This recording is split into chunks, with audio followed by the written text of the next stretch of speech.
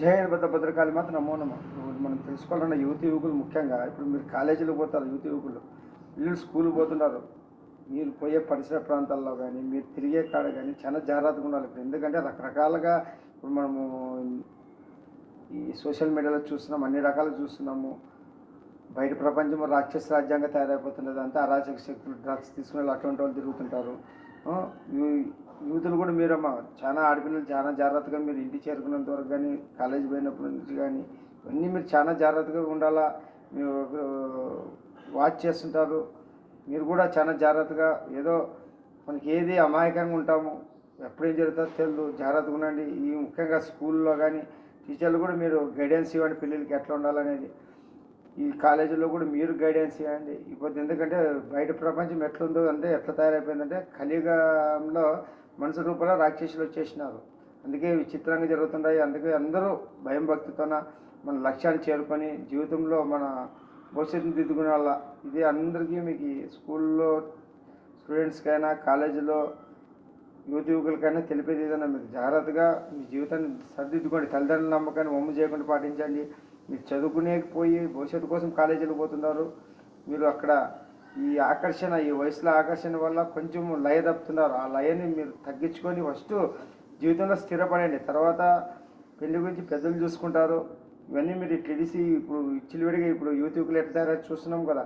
చిన్న వయసులో 15 ఏళ్ళ నుంచే తాగే కలబడుతున్నారు పిల్లలు. ఆయుష్ల ఆరోగ్యాలు ఏముంటారో తెలుసా? ఈ పొద్దు మీ యువ రక్తం ఉందని మీరు రక్తం యంగ్ ఉందని మీరు ఏదేదో ఆలోచన చేస్తారు. రేపు పొద్దున 5-10 ఏళ్ళ తర్వాత మీ శరీరం ఎట్లవుతుందో మీకు తెలుసా? ఇప్పుడు తాగలేకుండా చేయాలి గదగద వణుకుడము, శరీరాల్లో లోపాలు ఏర్పడము, కిడ్నీలు చేయడం, ఇవే తాగడం వల్ల. తాగడం కదా మన భారతదేశం యువత అంటే ఎట్లా తెలుసా? చలాకీగా హుషారుగా ఈరోజు సాంప్రదాయాలు పాటిస్తూ సనాతన ధర్మాన్ని వెలిగించే భారతీయ పౌరులు కావాలి. కానీ ఇలా పాశ్చాత్య అలవాట్లు, లివింగ్ రిలేషన్లు, అక్రమ సంబంధాలు, తాగుడు బానిసై ఒక ఒక బానిసలాగా తయారైపోతున్నాడు. ఈ జీవితం ఏముంటుందో ముందుకు తెలియదు. కానీ ఇప్పుడు విర్రవీగుతున్నాడు.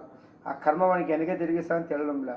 అందుకే యువకులు బాగా తెలుసుకొని మీరు పెద్దలు మన తాతలు ఎట్లా బతికినారు, మన నాయనలు ఎట్లా బతికినారు, మనం ఎట్లా మన పిల్లలు భవిష్యత్తు చేయాలని ఆలోచించుకుంటే మన భారతదేశం ఎప్పటికీ సనాతనాన్ని కాపాడబడుతుంటుంది. మీరు ఇట్లే చేసుకుంటుంటే భూమిని నూకులు ఉండున్నాను. మా నాయన ఇటువంటి యువకులు కోరుకోడు. మా నాయన వీరభద్రుడు వస్తాడు కదా, సనాతన ధర్మం వీరభద్ర సైనికులు అంటే ఎవరు చేసినా విప్లవం అంటే మన బతికేదాంట్లో విప్లవం. ఒకరు బానిసత్వం లేకుండా మన కాళ్ళ మీద మనమే బతుకుతుంటూ ప్రభుత్వాలను కానీ ప్రశ్నించేది అట్లా. ఈరోజు మనకి ఏం అడుగుతాం? గవర్నమెంట్కి ఉచిత విద్య అడుగుదాము, ఉచిత వైద్యం అడుగుదాము, డెవలప్ అడుగుదాము, మౌలిక వసతులు అడుగుదాము, స్కిల్ ద్వారా ఏదైనా శిక్షణ ఇచ్చి ఉద్యోగాలు ఇప్పించేది అడుగుదాము, పరిశ్రమలు స్థాపిస్తే కంపెనీలు వస్తే ఉద్యోగాలు వస్తాయి. ఇవన్నీ చేయడం వల్ల మన భావితరం పిల్లలు బాగుంటారు.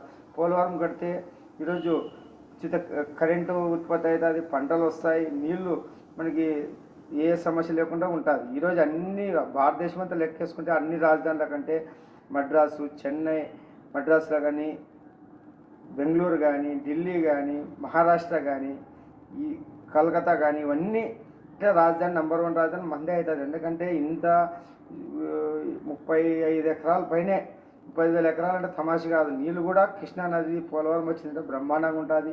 అన్ని రకాలుగా మధ్యలో ఉంది ఇది. అందుకే మన ఆయన ఇది అమరావతిని మన ఆయన డిసైడ్ శివుడు డిసైడ్ చేస్తాడు, మీరేం చేసేది. ఆయన నడిపించి చేపిస్తాడు.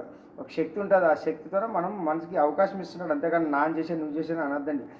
ఈ ప్రపంచాన్ని పోషించేది ఆ పరమశివుడు, పార్వతీ పరమేశ్వరుడు. ఇంకా సృష్టి ద్వారా మనకి ఎట్లా ఈరోజు మనం ఇంత అన్నం తిని ఈరోజు ఇంత ప్రపంచాన్ని వెళ్తున్నామంటే ఆ దేవతలు ఇచ్చే వర్షాల వల్ల, వాళ్ళు ఇచ్చే ప్రకృతి వల్ల, ఈ ఎండదేవుడు, వరుణ దేవుడు, వాయుపుత్రుడు, అగ్నిదేవుడు, సూర్యచంద్రులు, అన్నపూర్ణేశ్వరమ్మ, భూదేవి, గంగమ్మ వీళ్ళందరూ 3 దేవతలు ఉన్నారు కాబట్టి మన జీవితాలు వెలుగుతున్నాయి. ఇవన్నీ తెలుసుకోకుండా వీళ్ళు విగ్రహాలు పెట్టి పూజలు చేయాలి. కానీ నాయకులు పెట్టేదే ముందర కలప మొక్కలు అవి. ఈ నాయకులంతా కుళ్ళు కుతంత్రాలు ఉండేవాళ్ళు. వీళ్ళేం మనకి ఇస్తారు? మండపం మనకి మంచి గొప్పలు అవుతారా? అన్నీ ఇంకా విగ్రహాలన్నీ ధ్వంసం చేసి మన ఆయన వీరభోగోత్సవాలు వచ్చి సూర్యచంద్రులది, ఇంద్రదేవుంది, వరుణదేవుంది, వాయుపుత్రుంది, అగ్నిదేవుంది, భూదేవమ్మది, గంగమ్మ తల్లిది, అన్నపూర్ణేశ్వరంది, సాక్షాత్ శివపార్వతులది ఉంటుందిరా. ఇవన్నీ మన ఆయన చేస్తాడు. ఇవన్నీ మీకు ముందుకు అర్థమవుతుంది. రాబోయే మంచి దినాలే, దుష్టులకు దుర్దినాలు. జై వీరభద్ర.